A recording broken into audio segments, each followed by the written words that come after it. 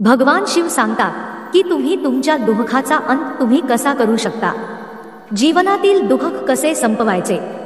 नमस्कार मित्रांनो, आज ही कथा ऐकल्याने तुमच्या जीवनात सुख, संपत्ती आणि समृद्धी येईल। चला तर मग कथेला सुरुवात करूया। एकदा माता पार्वती भगवान महादेवाला म्हणते, हे महादेव, प्रत्येकाच्या जीवनात काही ना काहीतरी दुःख असते, तर या दुःखाचा अंत कसा करायचा हे कृपया करून मला सविस्तर सांगा, आणि हे तुम्ही चांगले जाणतात। तेव्हा भगवान शिव म्हणतात, हे देवी, आज मी तुला याबाबत एक कथा सांगणार आहे, कृपया ती लक्षपूर्वक ऐक। जर तुम्ही ही कथा ऐकत असाल तर ही कथा अर्धवट ऐकू नका, कारण ही कथा पूर्ण ऐकल्याने तुम्हाला अपेक्षित फळ मिळेल, म्हणून ही कथा पूर्ण ऐका। एके दिवशी संध्याकाळी बीरपूरचा राजा चंद्रभानू सिंह जंगलात शिकार करून आपल्या राज्यात परतत होता। तेवढ्यात वाटेत त्याला एका जळत्या चितेजवळ एक मूल उभे असलेले दिसले। मुलाला पाहून राजा घोड्यावरून खाली उतरला आणि मुलाजवळ जाऊ लागला। राजा मुलाच्या जवळ आल्यावर ते मूल त्याच्या आईला म्हणाले, आई, मी तुला शपथ देतो की एक दिवस मी मोठा माणूस होऊन तुझी स्वप्ने पूर्ण करीन। राजा त्या मुलाच्या अगदी जवळ आला आणि विचारले, बेटा, तू कोण आहेस? मुलगा थोडासा घाबरला। राजा म्हणाला, बाळा, घाबरू नकोस, मी बीरपूरचा राजा आहे। आत्ताच तू तुझ्या आईच्या चितेजवळ महापुरुष होण्याची शपथ घेत होतास, त्या निर्जन जंगलात तुझ्या आईच्या चितेजवळ तू एकटा का उभा आहेस? ते मला कळेल का तुझे इतर नातेवाईक आणि मित्र कुठे आहेत? मुलगा म्हणाला, महाराज, माझी आई आणि मी या जंगलात एकटेच राहत होतो, पण तिच्या मृत्यूच्या वेळी माझ्या आईने मला सांगितले की माझे आजोबा अलीकडचे श्रीमंत व्यापारी होते आणि माझी आई अतिशय गरीब कुटुंबातील असल्याने माझ्या आजोबांना ती आवडत नव्हती। लग्नानंतर काही दिवस बागेत फिरत असताना माझ्या वडिलांना साप चावला आणि यामुळे त्यांचा मृत्यू झाला। यावर माझ्या आजी आजोबांनी माझ्या आईला अपशकुनी, पांढऱ्या पायाची असे म्हणू लागले आणि सांगितले की तू इथे आल्यानंतरच आमचा मुलगा वारला आहे, आणि त्यांनी माझ्या आईला घरातून हाकलून दिले। त्यावेळी ती गरोदर होती। ती गरोदर असतानाच तिने जंगलात येऊन इथे झोपडी बांधली आणि इथेच राहू लागली आणि इथेच माझा जन्म झाला। मरताना माझ्या आईने मला सांगितले होते की मी काहीतरी करून या गरिबीच्या जीवनातून बाहेर पडावे आणि स्वतःच्या पायावर उभा राहण्यासाठी योग्य बनावे।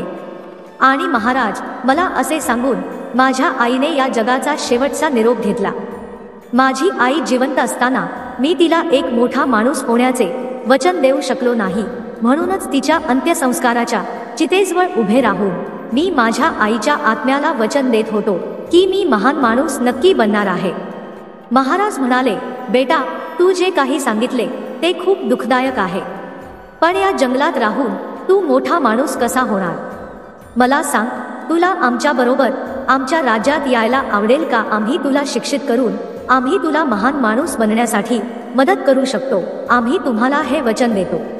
मुलगा म्हणाला, महाराज, मी तुमच्याबरोबर खूप आनंदाने जायला तयार आहे। आणि असे म्हणून मग तो मुलगा राजासोबत त्याच्या राजवाड्याकडे निघाला। राजवाड्यात पोहोचल्यावर राणीने विचारले, महाराज, हा कोण आहे? महाराज म्हणाले, राणी, त्याचे नाव कैलास आहे, आजपासून तो आपल्या वाड्यात राहून शिक्षण घेईल। राणी मनात विचार करू लागली की महाराज हे असे नमुने गोळा करून महालात कसे आणतात? त्यांना कोण समजावणार की हा राजवाडा आहे, अनाथ आश्रम नाही? राजाने आपल्या राणीला विचारले, राणी, तू काय विचार करत आहेस? काही नाही महाराज, सांगा मी काय करू? महाराज राणीला म्हणाले, राणी, आजपासून हा कैलास तुझ्या आश्रयाने मोठा होईल, तू त्याला आधार देशील। तुला आपल्या राजकुमार आणि राजकन्येप्रमाणे त्याची काळजी घ्यावी लागेल। राणी म्हणाली, ठीक आहे महाराज, आजपासून मी या मुलाचा सांभाळ करेन। त्या रात्री कैलास विचार करू लागला की आपण किती भाग्यवान आहोत की मी राजवाड्यात पोहोचलो। दुसरीकडे कैलासला राजवाड्यातून बाहेर काढण्यासाठी काहीतरी करावे लागेल असा राणी विचार करत होती। दुसऱ्या दिवशी राजकुमार, राजकुमारी आणि कैलास यांना जेवण देण्यात आले। त्या दिवशी राजकुमार आणि राजकुमारी यांना सोन्याच्या ताटात जेवण देण्यात आले तर कैलासला पानावर जेवण देण्यात आले। यामुळे कैलासला राग आला आणि म्हणाला की तो पानावरचे अन्न खाणार नाही। राणीने विचारले की तुला पानात जेवता येत नाही का? कैलासने उत्तर दिले की मी पानावर जेवू शकतो, पण मला हा भेदभाव आवडला नाही, कारण तुम्हा सर्वांना सोन्याच्या ताटात जेवण दिले जाते आणि मला पानात जेवण दिले जाते। राणी म्हणाली, तुला राजे महाराजांसारखे जेवायचे असेल तर खा, नाहीतर खाऊ नकोस, असे राणीने सांगितले। कैलास म्हणाला, मला सोन्याच्या ताटात सन्मानाने जेवण दिल्याशिवाय मी जेवणार नाही, असे कैलासने सांगितले। हा राग मनात घेऊन कैलास राजवाड्यातून निघून गेला आणि जिथून तो आला होता त्याच जंगलात तो परतला। राजा राजवाड्यात आला आणि संपूर्ण घटना जाणून घेतल्यावर त्याने राणीला विचारले, कैलासला सोन्याच्या ताटात जेवण का दिले नाही? राणी म्हणाली की तिला कैलासची परीक्षा घ्यायची होती आणि मला कळले की तो खूप गर्विष्ठ मुलगा आहे, याशिवाय त्या मुलामध्ये विशेष काही नाही, तो त्याच्या आयुष्यात काहीही बनू शकणार नाही। महाराज म्हणाले, राणी, मी समजू शकतो की तुला पानावर जेवण देऊन त्याची परीक्षा घ्यायची होती, परंतु तू ते योग्य केले नाहीस। तो अजून लहान आहे, यामुळे त्याचा अपमान झाला असेल आणि म्हणून त्याने राजवाडा सोडला असावा। राजाने ताबडतोब राजवाड्यात कैलासचा शोध सुरू केला, पण तो राजवाड्यात सापडला नाही। राजाला वाटले की कदाचित कैलास जंगलात आपल्या झोपडीत गेला असावा, मी ताबडतोब तिथे जाऊन त्या असहाय्य मुलाला पुन्हा राजवाड्यात आणले पाहिजे। दुसरीकडे कैलासचा कुणीच सांभाळ केला नाही, तो एकटाच त्याचे जीवन व्यथित करत होता आणि तो चोरी, लोकांची लूटमार करू लागला आणि दरोडेखोर बनला। राजा घोड्यावर स्वार होऊन जंगलाकडे निघाला।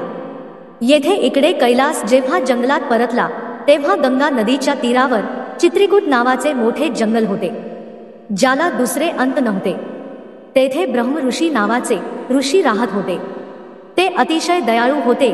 जेव्हा जेव्हा कोणी प्रवासी त्या मार्गाने जात असत तेव्हा ते साधू महाराज त्यांना त्यांच्या झोपडीत काही वेळ विश्रांती घेण्याची विनंती करत असत। प्रवासी त्याची विनंती मान्य करून त्यांच्या झोपडीत विश्रांती करायचे। नंतर प्रवासी त्यांना नमस्कार करून आपल्या मार्गाला निघायचे। अशा प्रकारे साधू महाराज त्या जंगलातून जाणाऱ्या प्रवाशांची सेवा करत असत। या जंगलात कैलास नावाचा डाकूही राहत होता। दरोडा हा त्याचा व्यवसाय होता आणि जो कोणी प्रवासी त्याला पैसे देण्यास टाळाटाळ करतो त्याला त्या डाकू कैलासने डगमगता मारले। या भीतीमुळे त्या जंगलातून जाण्यापूर्वी लोक 100 वेळा विचार करायचे आणि त्या जंगलात कोणी धाडसाने शिरले तरी तो डाकू त्याला लुटत असे। त्यामुळे आजूबाजूच्या सर्व गावात डाकू कैलासची भीती पसरली होती। एके दिवशी गावातील काही लोक जमले आणि त्यांनी कैलास या डाकूची सुटका करण्याची योजना आखली। एका व्यक्तीने सांगितले की कैलास डाकूची दहशत दिवसेंदिवस वाढत आहे, काहीही करून याला सामोरे जायचे। एक जण म्हणाला की आपण सर्वांनी मिळून त्याच्यावर हल्ला केला तर कसे होईल? याद्वारे आम्ही त्याला सहज पकडू आणि मग त्याला मारून टाकू। दुसरा म्हणाला, तुझी कल्पना खूप चांगली आहे, मग उशीर कशाला करता, आजच त्या लुटारूवर हल्ला करूया। त्याच वेळी सर्व लोक शस्त्रे घेऊन चित्रकूटच्या जंगलाच्या दिशेने निघाले आणि त्यांनी डाकू कैलासला आव्हान दिले की तू कुठे लपला आहे, तिथून बाहेर ये, आज तू आमच्या सर्वांपासून सुटू शकणार नाहीस। शिकार करताना झुडपात लपून बसलेल्या दरोडेखोर कैलासला अनेक लोक आपल्या विरोधात बोलत असल्याचे पाहून त्याला अचानक धक्काच बसला। जर आज आपण या जमावाच्या हाती पडलो तर आपली सुटका करणे कठीण होईल, असे त्या डाकूला वाटले। हे लोक आपल्याला इथे नक्कीच पकडतील असा विचार डाकू कैलासला वाटला। माझा जीव वाचवण्यासाठी मला दुसरीकडे कुठेतरी लपावे लागेल, असा विचार करून तो तिथून उठला आणि शांतपणे तिथून पळून गेला। थोड्याच वेळात त्याला एक साधूची झोपडी दिसली। त्याने विचार केला की मी इथे शरण गेले पाहिजे। साधू त्याच्याकडे बघून म्हणाला की तू कोण आहेस? तू एवढ्या जोरात का श्वास घेत आहेस? शांत हो आणि या निर्जन जंगलात तू एकटा काय करतोस? साधूने पुन्हा विचारले, तू कोण आहेस आणि घरातून पळून गेला आहेस का? डाकू कैलास म्हणाला, नाही ऋषीवर, असे काही नाही. तेव्हा डाकू कैलासने आपली राम कहाणी ऋषींना सांगितली. मग ऋषी म्हणाले, तर मग तुला मोठा माणूस व्हायचा आहे. हो ऋषीवर, पण मला समजत नाही की मी मोठा माणूस कसा होणार. ऋषी म्हणाले, बेटा, इथे राहून तू मोठा माणूस कसा होणार. महापुरुष होण्यासाठी बुद्धीची गरज असते आणि बुद्धी ही ज्ञान प्राप्तीतून येते. कैलास म्हणाला, पण ऋषी, मला ज्ञान कसे मिळेल. माझ्याकडे शिक्षणासाठी पैसे नाहीत, मला कोण शिकवणार. ऋषी म्हणाले, बेटा, जर तुला ख्या मनाने शिक्षण घ्यायचे असेल तर माझ्या आश्रमात राहून तू शिक्षण घे. मग कैलास कसा तरी त्याचा त्रासलेला श्वास नियंत्रित करत म्हणाला, साधू बाबा, काही लोक मला मारण्यासाठी जंगलात माझा शोध घेत आहेत, त्यांच्यापासून माझे रक्षण करा. ऋषी म्हणाले, तू झोपडीच्या आत जाऊन लपून जा. कैलासने तेच केले आणि झोपडीत लपला. मग कैलासला शोधत लोकांचा जमाव झोपडीजवळ पोहोचला आणि ऋषी महात्मांना विचारू लागले, साधू बाबा, तुम्ही इथून कोणी माणूस जाताना पाहिले का. ऋषी म्हणाले, तुम्ही कोणत्या माणसाबद्दल बोलत आहात.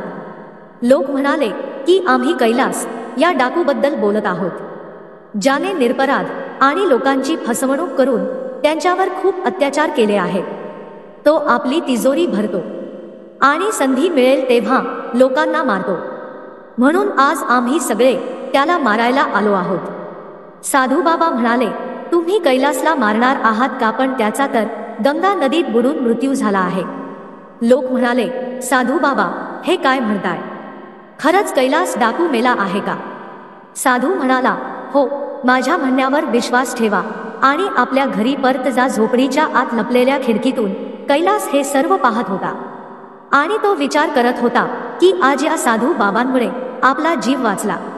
लोकांनी साधू बाबांचा खूप आदर केला आणि त्यांनी त्यांच्या बोलण्यावर विश्वास ठेवला आणि तेथून ते लोक परतले. लोक निघून गेल्यावर डाकू कैलास झोपडीतून बाहेर आला आणि साधू बाबांना विचारू लागला, साधू बाबा, तुम्ही माझ्याबद्दल त्या लोकांशी खोट का बोलले. साधू बाबा म्हणाले, मी काय खोट बोललो कैलास, कारण तुझ्या आतला लुटारू डाकू मेला होता आणि म्हणूनच तू घाबरलास आणि माझी मदत मागायला इथे आलास. साधू बाबा, तुम्ही म्हणता ते खरे आहे. ऋषी म्हणाले, त्या लोकांचा पैसा लुटून तू तुझा संसार आणि पुढचा संसार दोन्ही बिघडवत आहेस. एवढं करूनही मनाला शांती मिळते का. तुम्ही तुमचे आयुष्य इतर लोकांसारखे निर्भयपणे जगू शकता. तुमच्या मनात ही भीती कायम राहिली पाहिजे की कोणीतरी तुम्हाला मारून टाकेल.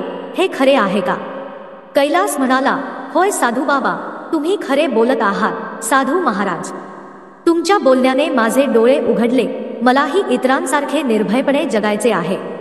कृपया मला असा काही उपाय सांगा की ज्याने लोक तुमच्यासारखा माझा देखील आदर करतील. मी वचन देतो की तुम्ही मला जे काही काम करायला सांगाल ते मी नक्की करेन. साधू म्हणाले, तसे असेल तर माझ्या मागे ये. मग साधू बाबा डोंगराकडे निघाले आणि कैलास त्यांच्या मागे जाऊ लागला. डोंगराच्या पायथ्याशी आल्यावर साधू महाराज म्हणाले, कैलास, हे 2 दगड डोक्यावर घेऊन माझ्या मागे डोंगरावर चल. कैलास म्हणाला. कैलासने दोन्ही दगड उचलले आणि डोक्यावर ठेवले आणि साधूबाबाच्या मागे जाऊ लागला. काही पावले चालल्यावर तो थकायला लागला. मग साधू महाराजांनी विचारले, काय झाले. कैलास म्हणाला, साधू बाबा, हा दगड खूप जड आहे. ऋषी म्हणाले, ठीक आहे, दगड फेकून दे. कैलासने लगेच दगड फेकला आणि पुन्हा ऋषींच्या मागे जाऊ लागला. काही अंतर गेल्यावर कैलास म्हणाला, साधू बाबा, हा एक दगडही जड आहे. आता मला तो दगड घेऊन चढता येणार नाही. साधू म्हणाले, ठीक आहे, हा दगड देखील खाली टाक आणि माझ्या मागे ये. कैलासने दुसरा दगड खाली टाकला आणि ऋषींच्या मागून डोंगर चढू लागला. आता तो सहजपणे डोंगराच्या माथ्यावर पोहोचला. तिथे पोहोचल्यावर कैलास म्हणाला, साधू बाबा, मला इथे का घेऊन आलात. साधू बाबा म्हणाले, कैलास, आजवर तुझ्या डोक्यावर दरोडा, खून अशा 2 जड दगडांचे ओझे होते जे तुला लोकप्रिय होण्याचा डोंगर चढू देत नव्हते. म्हणूनच तू एक काम कर, आजपासून लूटमार बंद कर. आजपर्यंत ज्या लोकांची लूट केली आहे त्यांचे पैसे परत कर तरच तुम्ही सर्वांचा लाडका आवडता होशील, तरच तुझी ओळख एक चांगली व्यक्ती म्हणून सर्वत्र होईल. कैलास म्हणाला, ठीक आहे साधू बाबा, मीही तेच करेन. पण ज्यांच्याकडून मी पैसे लुटले होते ते कोण होते आणि ते कुठून आले हे मला माहीत नव्हते. तेव्हा साधू बाबा म्हणतात, एक काम कर, चोरीचे पैसे गरिबांना आणि भिकायांना देऊन टाक. कैलासने तसेच केले. तो शहरात गेला आणि त्याने सोबत आणलेले सर्व पैसे गरीब आणि गरजू लोकांमध्ये वाटले. पैसे वाटून झाल्यावर कैलास पुन्हा जंगलात साधू बाबांकडे आला आणि म्हणाला, साधू बाबा, मला तुमच्या आश्रयास घ्या. मी आजपर्यंत काही चांगले शिकलो नाही, मला ज्ञानाने शिकवून माझ्या जन्माचे सार्थक करा. साधू बाबांनी त्याला आपले शिष्य बनवले आणि म्हणाले, तुला जमेल तशी नेहमी इतरांना मदत कर. इतरांना मदत करणे हीच मानवतेची खरी सेवा आहे आणि तीच ईश्वर सेवाही आहे. कैलासने साधू बाबांची ख्या मनाने सेवा केली आणि 5 वर्षे त्यांच्या सहवासात घालवली. साधू बाबांच्या कृपेने तो अतिशय हुशार आणि खरे चारित्र्यवान झाले होते. एके दिवशी साधू बाबा म्हणाले, कैलास, आज तुझे शिक्षण पूर्ण झाले. कैलास म्हणाला, पण मी तुमच्या शिक्षणाची किंमत कशी फेडणार? साधू बाबा हसत म्हणाले, बेटा, शिक्षणाला काही किंमत नाही, हे अनमोल आहे. कैलासने शिक्षण सुरू केले आणि आश्रमाच्या कामात मदतही करू लागला. काही वर्षे गेली आणि कैलास आता मोठा झाला होता. एके दिवशी कैलासला आशीर्वाद देताना साधू बाबा म्हणाले की आज तुझे शिक्षण पूर्ण झाले आहे आणि तू माझा सर्वात सक्षम आणि बुद्धिमान शिष्य आहेस. माझा आशीर्वाद आहे, आता तुझे आदर्श पुरुषात रूपांतर झाले आहे. कैलासने विचारले, गुरुदेव, आता मी काय करू? साधू बाबांनी उत्तर दिले, कैलास, तू आता तरुण झाला आहेस, तुझ्या पुढे तुझे संपूर्ण आयुष्य आहे. त्यामुळे आता तुला उदरनिर्वाहासाठी काही काम करावे लागेल. कैलास निराश होऊन म्हणाला, गुरुदेव, मी डाकू म्हणून प्रसिद्ध आहे, माझ्यासारख्या माणसाला कोण कामावर ठेवणार? साधू बाबांनी सल्ला दिला की जा, तुझ्या बुद्धीच्या बळावर एक यशस्वी योद्धा म्हणून जीवनाच्या कुरुक्षेत्रात प्रवेश कर. साधू महाराजांचे ऐकून कैलास बाहेर पडला. कैलासने बीरपूरला जाण्याचे ठरवले. बीरपूर हे राज्य होते जिथे राजाने कैलासला बालपणात आश्रय दिला होता, परंतु राणीने त्याचा अपमान करून त्याला हाकलून दिले होते. कैलास जेव्हा बीरपूरला पोहोचला तेव्हा त्याला समजले की तेथील मंत्री अचानक मरण पावले आहेत आणि म्हणून आज राजाच्या दरबारात मंत्रिपदासाठी योग्य उमेदवार हा निवडला जाणार होता. कैलास दरबारात पोहोचला आणि काय चालले आहे ते सर्व काळजीपूर्वक पाहू लागला. त्यावेळी राजा सिंहासनावर बसले होते. तेथील सेनापती म्हणाले, महाराज, मंत्र्याच्या आकस्मिक निधनाने हे मंत्रीपद रिक्त झाले आहे. राजा म्हणाले, सेनापती, परंपरेनुसार त्यांचे पुत्र सारंग यांच्याकडे मंत्रीपद सोपवले जाणार आहे. पण यावर कैलास म्हणाला, महाराज, जुन्या परंपरा काळानुसार बदलण्यातच शहाणपणा आहे. महाराज, माझे नाव यश आहे आणि मला माझे नाव मंत्रिपदासाठी देव करायचे आहे. कैलासने त्याचे नाव यश म्हणून सांगितले कारण महाराजांनी त्याला ओळखू नये. काही वर्षांनी राजा चंद्रभानू सिंह आता म्हातारे झाले होते. कैलास म्हणाला, महाराज, तुम्हाला हवी तशी तुम्ही माझी परीक्षा घेऊ शकता. मी परीक्षेत उत्तीर्ण झालो तर ठीक आहे, नाहीतर तुम्ही मला हवी ती शिक्षा देऊ शकता. महाराज म्हणाले, आम्ही तुझी आणि आमचा मुलगा सारंग दोघांची परीक्षा घेऊ आणि दोघांपैकी जो कोणी या परीक्षेत उत्तीर्ण होईल त्याला आम्ही या राज्याचा मंत्री करू. राजा चंद्रभानू सिंह यांच्या आदेशानुसार सोन्याच्या म्यानात ठेवलेल्या 2 तलवारी दरबारात सादर केल्या. राजाने सारंगला तलवार दिली आणि म्हणाला, सारंग, तू उत्तरेकडे जा आणि ही भेट केसरपूरच्या राज्याचा राजा केसरसिंगला दे. तेव्हा राजाने दुसरी तलवार यश म्हणजेच कैलासला दिली आणि म्हणाला, यश, तुला विशालपूरच्या पश्चिम सीमावर्ती राज्यात जावे लागेल आणि ही भेट विशाल राजाला द्यावी लागेल. दोघेही आपापल्या दिशेने निघाले.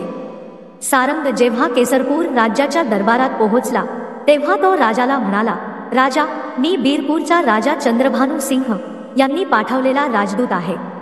आमच्या राजाने ही सोन्याची तलवार आपल्यासाठी भेट म्हणून पाठवली आहे. तलवारीच्या टोकावर लाल रंग लावल्याचे त्याने पाहिले. राजाने विचारले, हे काय आहे? तलवारीच्या टोकावर लाल रंग का असतो? याचा अर्थ काय आहे? सारंगच्या मनात विचार आला की या तलवारीच्या टोकावर लाल रंगाचा काय अर्थ असू शकतो, हे मला माहीत नाही. तरीही त्याने राजाला उत्तर दिले, हे राजा, लाल रंगाचे रहस्य हे आहे की एकतर तू आमच्या राजाच्या तलवारीचे सामर्थ्य मान्य कर, नाहीतर आमच्या राजाची तलवारीमुळे तुझ्या राज्यात रक्ताच्या नद्या वाहू लागेल. राजा केसर सिंह यांनी आपल्या सेनापतीला आदेश दिला. राजा चंद्रभानु सिंह यांनी आम्हाला आव्हान दिले आहे. आजपासूनच सैन्य संघटित करा. आम्ही लवकरच बीरपूरवर हल्ला करण्याचा विचार करत आहोत. हे ऐकून सारंग घाबरला आणि तिथून निघून गेला. दुसरीकडे कैलास विशालपूरला पोहोचला आणि तेथे राजासमोर हजर झाला. तेव्हा राजाने विचारले, राजदूत, या तलवारीच्या टोकाला लावलेला लाल रंग आम्हाला समजला नाही. याचा अर्थ काय आहे? कैलास खोल विचार करून म्हणाला, महाराज, आमचा राजा तुमचा खूप आदर करतो. ही तलवार त्या आदराचे प्रतीक आहे. तलवारीच्या टोकाला लाल रंग लावणे म्हणजे आमचा राजा आणि त्याचे राज्य तुमच्या मैत्रीसाठी काहीही करेल. राजा आनंदाने म्हणाला, मी तुमच्या राजाची तलवार स्वीकारतो आणि त्यांचे मनापासून आभार मानतो. मी तुमच्या राजाचा खरा मित्र होण्यासाठी सर्वतोपरी प्रयत्न करीन. यानंतर राजा म्हणाला, राजदूत, मी या सैन्याची तुकडी आणि काही मौल्यवान भेटवस्तू तुमच्या राजाला देत आहे. कैलासने त्यांचे आभार मानले आणि सैन्य आणि मौल्यवान भेटवस्तू घेऊन बीरपूरच्या दिशेने निघाला. इकडे केसरपूरचे सैन्याने हरिणगडकडे कूच केले. सारंग आणि यश दोघेही बीरपूरला पोहोचले. तेव्हा राजा सारंगला म्हणाला की केसरपूरच्या राजाने तुला काय सांगितले आहे? तलवारीच्या टोकावरील लाल रंगाचा अर्थ तू त्यांना काय सांगितलास? मग सारंगने सगळी हकीकत सविस्तर सांगितली. राजा म्हणाला, अरे सारंग, केसरसिंग लवकरच आमच्या राज्यावर हल्ला करणार आहे. आता काय होईल? आम्ही आमच्या सैन्याला इतक्या लवकर संघटित करू शकत नाही. राजा काळजीत पडला. तेव्हा तिथे उपस्थित कैलास म्हणाला, महाराज, घाबरू नका. तलवारीच्या टोकावर लावलेल्या लाल रंगाची माहिती मी विशालपूरच्या राजाला दिली तेव्हा तो आनंदित झाला आणि त्याने आपल्या सैन्याची एक तुकडी माझ्याबरोबर पाठवली आहे. ती तुकडी अजूनही राजवाड्याच्या बाहेर उभी आहे. काळजी करू नका. सेनापतीला आदेश द्या की त्यांनी केसरपूरच्या सैन्याशी युद्ध करावे. विश्वास ठेवा, विजय आपलाच होईल. युद्धात विजय मिळाल्यानंतर महाराज चंद्रभानु सिंहने सारंग आणि कैलास यांना राजवाड्यात बोलावले. महाराज म्हणाले, कैलास, आम्ही तुम्हाला मंत्रीपदावर नियुक्त करतो. सारंगला वाईट वाटले. तो म्हणाला, हा तर माझ्यावर झालेला अन्याय आहे. महाराज म्हणाले, मी तुम्हा दोघांनाही, दोन्ही राजांना भेटवस्तू द्यायला सांगितल्या होत्या, पण तुम्ही दोघांनीही तुमच्या बुद्धीने आणि दूरदृष्टीने त्या भेटवस्तूंचा अर्थ लावला, तर यशने बुद्धिमानाने दूरदृष्टीने काम केले आणि सारंग, तुझ्या मूर्खपणाने तुम्ही केसरपूरच्या राजाला आमचा शत्रू बनवले. आता मला सांग, मी तुला या बीरपूर राज्याचा मंत्री बनवू की यशला? सारंगने कोणतेच उत्तर दिले नाही आणि मान खाली घालून शांतपणे दरबारातून निघून गेला. नंतर राजाने घोषणा केली की आम्ही यशला बीरपूरचा मंत्री म्हणून नियुक्त करतो. त्यानंतर यशला मंत्रीपद मिळाल्यामुळे त्या रात्री त्याला राजमहालात भोजनासाठी आमंत्रित केले. मग राणीने यशला स्वतःच्या हाताने जेवण दिले.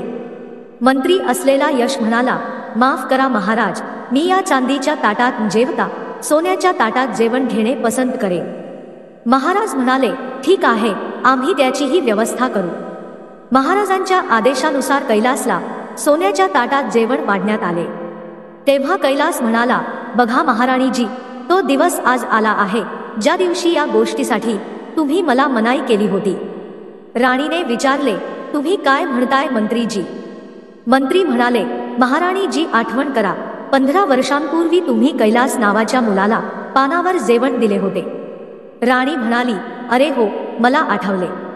तेव्हा त्या निश्चयी मुलाने ते अन्न खाण्यास नकार दिला होता आणि सांगितले होते की जेव्हा त्याला सोन्याच्या ताटात जेवण दिले जाईल तेव्हाच तो या वाड्यात भोजन करेल. राणीने विचारले, पण तुला या गोष्टी कशा माहीत? कैलास म्हणाला, मी तोच मुलगा आहे. तेव्हा राजा चंद्रभानू सिंह राणीला म्हणाले, बघा महाराणीजी, ज्या मुलाला तुम्ही अहंकारी समजले होते, आज तोच मुलगा या राज्याचा मंत्री आहे. मंत्री कैलास म्हणाला, कदाचित त्यावेळी महाराणीजींनी माझा तिरस्कार केला नसता तर कदाचित मी इतका मोठा झाला नसतो. मी तर महाराणीजीचा खूप आभारी आहे. राणी म्हणाली, हा तर तुमचा मोठेपणा आहे. अशा प्रकारे कैलासने मंत्रीपदाचा कार्यभार व्यवस्थित सांभाळला. मग एके दिवशी महाराजांनी कैलासला एक पत्र दिले आणि म्हणाले, तू उधमपूर गावी जा. तिथे चोरी लूटमार खूप वाढली आहे. तिथे जाऊन तुझ्या विवेक बुद्धीने हुशारीने त्या राज्याला चोरापासून मुक्त कर. कारण तेथील राजाने मला पत्र लिहून माझ्याकडे सहायता मागितली होती. सांगितल्याप्रमाणे कैलास उधमपूर गावी पोहोचला. तेथील राजा शशिकांत यांच्याकडे कैलास गेला आणि म्हणाला, तुम्हाला आमच्या महाराजांनी हे पत्र दिले आहे. येथील राजाने ते पत्र वाचले. त्या पत्रात लिहिले होते की हे पत्र घेऊन जो तुमच्याकडे येत आहे तो आमच्याकडे 5 वर्षापासून मंत्रीपदावर आहे. माझ्यासोबत 5 वर्षे राहिल्यानंतर त्याचे मन पूर्णपणे स्वच्छ झाले आहे आणि मी दिलेल्या शिक्षणामुळे त्याची बुद्धी आणखी तीव्र झाली आहे. म्हणून मला वाटते की आपण त्याला आपला विशेष सल्लागार म्हणून त्याची नियुक्ती करावी. तुमचा हितचिंतक चंद्रभान सिंग. चंद्रभान सिंगने त्या पत्रात कैलासच्या बाबतीत सारे काही सविस्तर सांगितले होते. पत्र वाचून शशिकांत राजा विचार करू लागला की एकेकाळी हा माणूस प्रख्यात डाकू राहिला आहे आणि त्यानंतर एका राज्याचा मंत्री राहिला आहे. मी याला आपला विशेष सल्लागार म्हणून ठेवणे ठीक राहील का? त्याच्या मनात विचार आला की भूतकाळात तो माणूस कसाही राहिला असेल, पण एका अनुभवी राजाने यांच्याबद्दल इतके सांगितले आहे तर खरंच आपण त्याच्यावर विश्वास ठेवायला हवा आणि खरंच हा माझ्या उपयोगी पडेल. हा विचार मनात येताच शशिकांत राजाने त्याला नाव विचारले. महाराज, माझे नाव कैलास आहे. महाराज म्हणाले, ठीक आहे, आजपासून आम्ही तुम्हाला आमचा विशेष सल्लागार म्हणून तुमची नियुक्ती करतो. कैलास म्हणाला, महाराज, हे तर माझे सौभाग्य आहे. त्या दिवशी महाराज कैलास सोबत राजदरबारात पोहोचले आणि म्हणाले, कैलास, आजपासून तुम्ही याच ठिकाणी बसणार आहात. कैलासने आपले स्थान ग्रहण केले. काही वेळानंतर काही जण आपली समस्या घेऊन राजदरबारात आले. त्यामध्ये 3 पुरुष होते आणि 1 महिला होती. एक माणूस पुढे येऊन म्हणाला, महाराज, या वृद्ध महिलेने आमचे सारे धन चोरले आहे. कृपया माझ्यावर न्याय करा. महाराज म्हणाले, आधी आम्हाला सविस्तर काय झाले ते सांगा, तेव्हाच आम्ही निर्णय घेऊ शकू. वृद्ध महिला म्हणाली, महाराज, मी चोरी नाही केली. हे तिन्ही माणस खोटे बोलत आहे. मी तुम्हाला सुरुवातीपासून काय झाले ते सर्व सांगते. आणि तिने आपले म्हणणे सुरू केले. महाराज, हे 4 व्यापारी तुमच्या राज्यात व्यापार करण्यासाठी आले होते आणि त्यांनी भरपूर पैसा देखील कमावला, ज्यामुळे त्यांच्याकडे खूप धन जमा झाले. मग एके दिवशी हे 4 जण आपले धन घेऊन माझ्याकडे आले आणि म्हणाले, म्हातारी आई, आम्ही या राज्यात नवीन आहोत. आमच्याकडे खूप धन आहे. कृपा करून तुम्ही आमच्या या धनाचे रक्षण करा. मी म्हणाले, मी एक म्हातारी तुमच्या या धनाचे रक्षण कसे करू? ते 4 जण म्हणाले, आम्ही तुमच्या घराच्या अंगणात हे धन जमिनीखाली गाडून ठेवतो. जेव्हा आम्हाला आवश्यकता वाटेल तेव्हा आम्ही तुझ्याकडे येऊ आणि आमचे धन परत घेऊन जाऊ. जर आमच्यापैकी कोणी तुझ्याकडे 1 जण धन मागण्यासाठी आले तर त्यांना तू धन देऊ नकोस. त्या बदल्यात आम्ही तुला थोडेफार पैसे देखील देऊ. म्हातारीला हे काम खूप सोपे वाटले आणि तिने या गोष्टीसाठी होकार दिला. मग त्या चौघांनी म्हातारीच्या अंगणात खड्डा खणला आणि त्यात सारे धन टाकले आणि त्यावर माती टाकून झाकून ठेवले. तेव्हा 4ही जण म्हणाले, म्हातारी आई, आम्ही रोज संध्याकाळी इथे जेवण करण्यासाठी येऊ. म्हातारीने होकार दिला. रोज संध्याकाळी ते जेवण करण्यासाठी येऊ लागले आणि मला विचारायचे, आमचे धन सुरक्षित तर आहे ना? मी म्हणाले, हो, तुमचे धन सुरक्षित आहे. त्यांचा माझ्या प्रामाणिकपणावर पूर्ण विश्वास बसला. माझ्या प्रामाणिकपणावर प्रसन्न होऊन त्यांनी मला 5 सोन्याची नाणी देखील दिली. आणि ते चौघे म्हणाले, म्हातारी आई, ही नाणी तुझ्यासाठी उपयोगी पडतील. परंतु त्यांच्यापैकी एकाच्या मनात लोभ निर्माण झाला आणि त्याने विचार केला की जर त्याने आपली फसवणूक करून सर्व पैसे हडप केले तर माझे जीवन काही काम करता अगदी आरामात जाईल. एक दिवस ते चौघे जण एका झाडाखाली बसले होते. तेव्हा त्यांच्यातील एक जण म्हणाला, त्या म्हाताऱ्या आईला जाऊन सांग की लवकर जेवण तयार करा, खूप भूक लागली आहे. आणि तो माणूस घराकडे निघाला. तो विचार करत होता की ही सर्वोत्तम संधी आहे जेव्हा त्याचे साथीदार बाहेर व्यस्त आहेत आणि मी एकटाच हे सारे धन हडप करू शकतो. घरात गेल्यावर तो म्हातारीला म्हणाला, आम्हाला आता पैशांची गरज आहे आणि माझ्या मित्रांनी मला पैसे आणायला पाठवले आहे. म्हातारी म्हणाली, तुम्हा सगळ्यांना मिळून एवढ्या पैशांची गरज का लागली? तो म्हणाला, माझ्या म्हणण्यावर तुमचा विश्वास नसेल तर तुम्ही बाहेर जा आणि माझ्या मित्रांना विचारा. मग मी म्हातारी दारात आले आणि बाहेर पत्ते खेळत बसलेल्या त्या तिघांना म्हणाला, तुम्ही जे मला सांगितले ते लवकर करायचे आहे ना? तिघे म्हणाले, हो म्हातारी, ठीक आहे, पण लवकर कर. मग मी म्हातारी घरात आली आणि त्याला म्हणाली, तुम्हा सर्वांना वाटते तर तुम्ही खड्डा खणून तुमचे पैसे काढून घेऊ शकता. त्याने पटकन खड्डा खोदण्यास सुरुवात केली आणि पैशाच्या 2 मोठ्या पिशव्या काढल्या आणि त्या बाहेर ठेवल्यात. मग तो म्हणाला, म्हातारी आई, माझ्यासाठी पाणी आणून दे, मला खूप तहान लागली आहे. आणि मग मी म्हातारी पाणी आणायला गेली. त्या व्यक्तीने पैशांनी भरलेल्या 2 पिशव्या उचलून घराच्या मागच्या अंगणात उभ्या असलेल्या घोड्यावर लादल्या आणि लगेचच तेथून पळ काढला. दुसरीकडे बाहेर बसून पत्ते खेळणारे त्याचे मित्र अजून जयवंत का परतला नाही असा प्रश्न त्यांना पडू लागला. ते म्हणाले, आतापर्यंत जेवण तयार झालेच असेल, चला आपण आत जाऊया. तिघेही आत गेले आणि म्हातारीला विचारले, जेवण तयार आहे का? आम्ही आमच्या मित्राला खूप आधी जेवण तयार आहे की नाही यासाठी पाठवले होते. मी म्हातारी म्हणाले, पण त्याने मला जेवणाबद्दल काहीच सांगितले नाही. ती व्यक्ती तर सर्व पैसे घेऊन तुमच्याकडे गेली आहे. त्या 3 व्यापाऱ्यांना हे ऐकून धक्काच बसला आणि ते म्हणाले, पण सगळे पैसे तू एकट्याला का दिलेस? मी म्हातारी म्हणाले, मी दारात आले आणि तुम्ही म्हणाला की लवकर करा. ते म्हणाले, पण फक्त जेवण लवकर तयार करण्यास सांगितले होते. मित्राने आमचा विश्वासघात केला आहे. अशा प्रकारे म्हातारीने तिची सर्व हकीकत महाराजांना सांगितली आणि म्हणाली, महाराज, ही संपूर्ण अशी कथा आहे.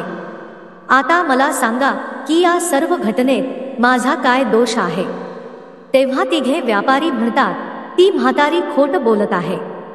हिला नक्कीच माहीत असेल की आमचा मित्र पैसे घेऊन कुठे गेला आहे.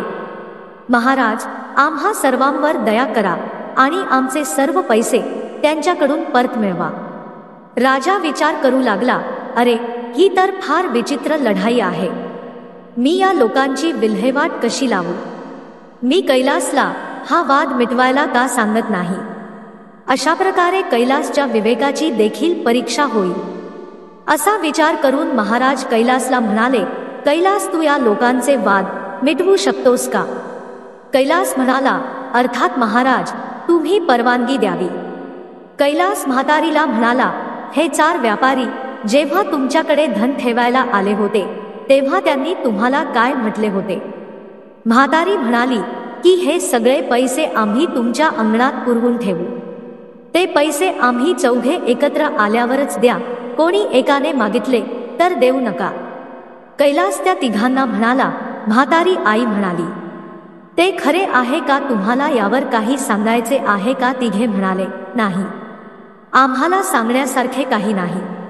म्हातारीने तुम्हाला जे काही सांगितले ते खरे आहे, पण आम्हा तिघांनाही विचारता तिने आमच्या चौथ्या साथीदाराला सर्व रक्कम दिली.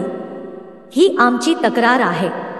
कैलास म्हणाला, तुम्ही चौघांनी एकत्र येऊन मागितल्यावरच पैसे द्या, नाहीतर नको, असे तुम्ही त्या वृद्ध महिलेला सांगितले होते. ते खरे आहे. त्याचप्रमाणे तुम्ही सगळे येऊन वृद्ध आईकडे पैसे मागाल तेव्हाच तिला पैसे द्यावे लागतील, नाहीतर नाही. तिघेही हो म्हणाले. मग म्हाताया आईची तक्रार घेऊन तुम्ही इथे का आला आहात? आधी तुमच्या चौथ्या जोडीदाराला सोबत आणा आणि मग सर्वांनी मिळून तुम्ही तिला तुमचे पैसे मागा.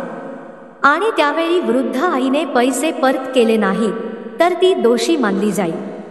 या व्यक्तीने अतिशय हुशारीने आपल्याला आपल्याच शब्दांच्या जाळ्यात अडकवले आहे, असा विचार तिघे व्यापारी करू लागले. तेव्हा म्हातारी म्हणाली, बेटा, तू योग्य निर्णय घेतला आहेस. तुम्हाला दीर्घायुष्य लाभो. व्यापारी डोके टेकवून निघू लागले. तेव्हा कैलास म्हणाला, थांबा, मला तुमच्या तिघांवर संशय आहे. आपल्या कष्टाने कमावलेला पैसा कुणी अनोळखीच्या घरात का लपवलात? पैशाचे संरक्षण करण्याचे इतर देखील मार्ग आहेत. खरं सांगा, हे पैसे कुठून आणले? तिघे जण म्हणाले, महाराज, हा पैसा आम्ही व्यवसायातून कमावला आहे, हे सत्य आहे. कैलास म्हणाला, खरं सांग, नाहीतर तुम्हाला फाशीची शिक्षा देण्यात येईल. कैलास म्हणाला, जल्लादांना बोलवा, तेच यांचे सत्य उघड करतील. तिघे जण म्हणाले, नाही, जल्लादांना बोलवू नका, आम्ही तुम्हाला सर्व सत्य सांगतो. सत्य हे आहे की आम्ही चौघेही चोरांची टोळी होतो आणि आमचा चौथा साथीदार जो पैसे घेऊन फरार आहे ते पैसेही चोरीच्या माध्यमातून गोळा केले होते. राजा म्हणाला, अरे, तर तुम्ही लोक चोर आहात आणि तुम्ही स्वतः चोर असून आमच्याकडे न्याय मागता.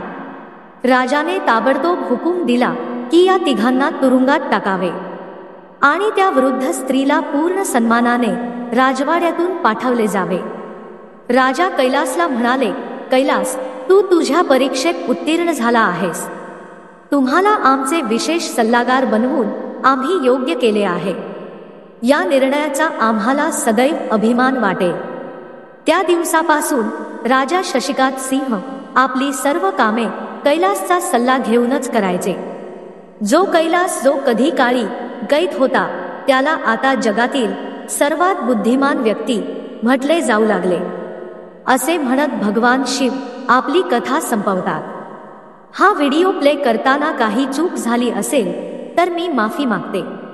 आशा आहे की तुम्हा सर्वांना हा व्हिडिओ आवडला असेल.